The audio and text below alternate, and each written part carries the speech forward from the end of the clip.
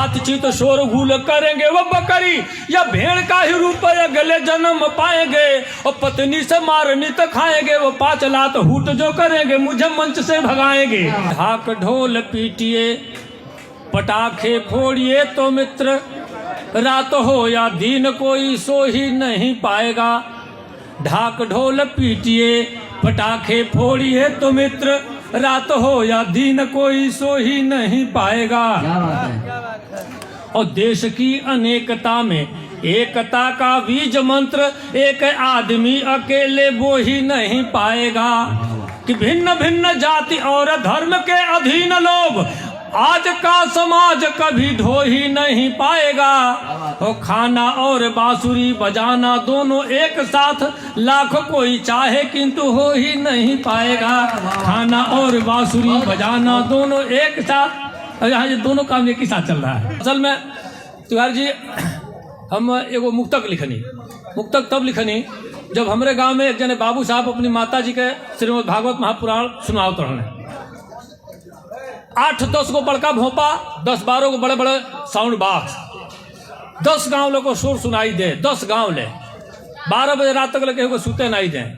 लेकिन उनके माई जो कथा सुनते ली हम 2 दिन लगातार गए नहीं और 2 दिन हाथे में पवित्री धैली पहिरली और धीरे से आँख मुन के जा उठा के सुत गई बड़ी। जितने माई के न बाजे उतने उनका नाक बाजे। हम कहनी बताई कई लाख रुपया खर्चा होता ही नहीं कि सुनवाओ खाती यह सुतल बड़ी। अब 20 गांव के लोग सुनता तो इतना ढंड कौन बिना कौन काज बा, कौन जरूरत बा, कौनो जरूरत नहीं है। जब अपन ही जब जकरा खाती कार्यक्रम होता वह आदमी वंचित हो जाता।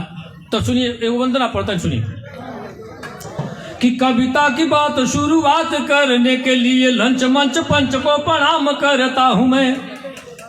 देखिए कोई साजबाज नहीं है, केवल हमको बोलना है, आपको समझना है। और यहीं विसंगत कोई खड़ी हो गई अगर नहीं आप सुन पाए ठीक ढंग से तो हमारा आना और सब कुछ कहना सब बेकार हो जाएगा। समझिए एकदम बिल्कुल जिंदा दिल लोगों के बीच में कविता पढ़ता हूँ, चाहे वो BHU हो, चाहे वो मेडिकल गोरखपुर हो, चाहे कोई भी हो। थोड़ा सा आप लोगों का सहयोग नहीं बनेगा तो मैं जय हिंद जय भारत करके बैठ जाऊंगा। कोई इसके लिए नहीं। तिवारी जी कहेंगे 2-3 घंटा आप रहेंगे तभी आपको पैसा दूंगा। कहें कि आप आ जाइए, हो गया हमारा कोटा पूरा हो गया, लिफाफा हमारा तैयार होगा। मैं इतना विश्वास करता हूँ।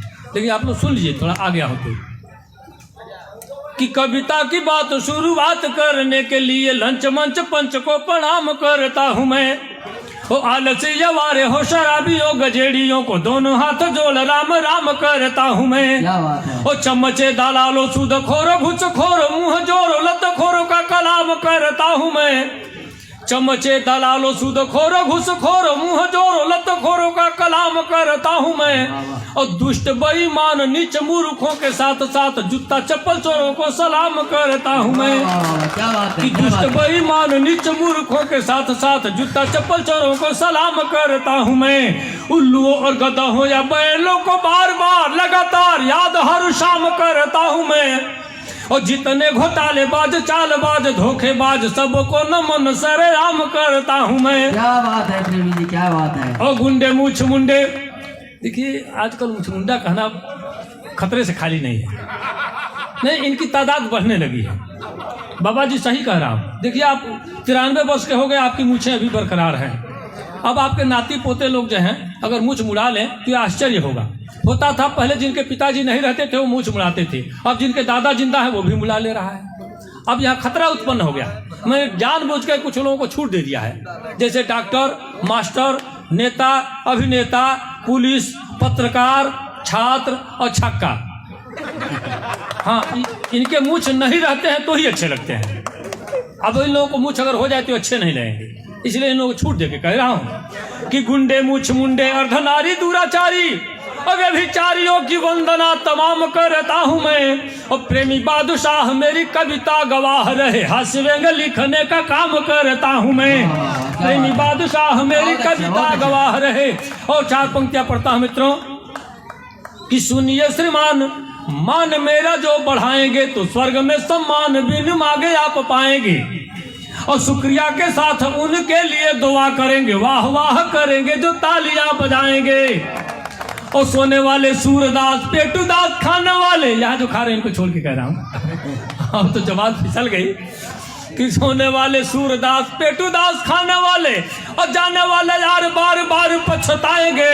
और दाद के भिखारी आशीर्वाद के पुजारी हम खुद ना हंसेंगे पर आपको हंसाएंगे। वाह वाह, क्या बात है, क्या बात। और हंसने की शर्त पे कहता हूं कि कविता हमारी सुनकर जो हंसेंगे नहीं, गूंगे बहरे पशु या पाषाण कहलाएंगे। वाह वाह वाह। कविता हमारी सुनकर जो हंसेंगे नहीं।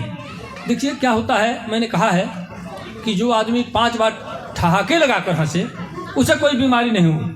अब कुछ लोग अपने बड़प्पन के लिहाज से ठहाका मन समझते ही नहीं है। हंसी आ रही है, मन हो रहा है कि मुंह खोल दें, लेकिन कहेंगे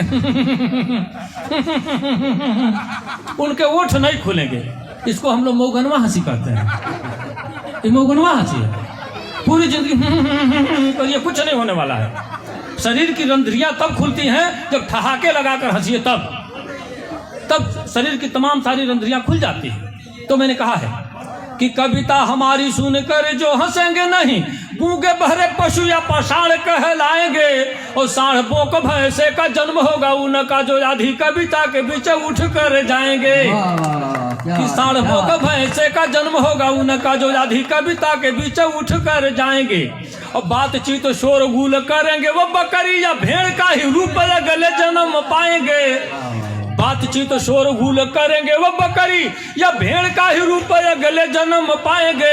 और पत्नी से मारनी तो खाएंगे वो 5 लात हूट जो करेंगे मुझे मंच से भगाएंगे।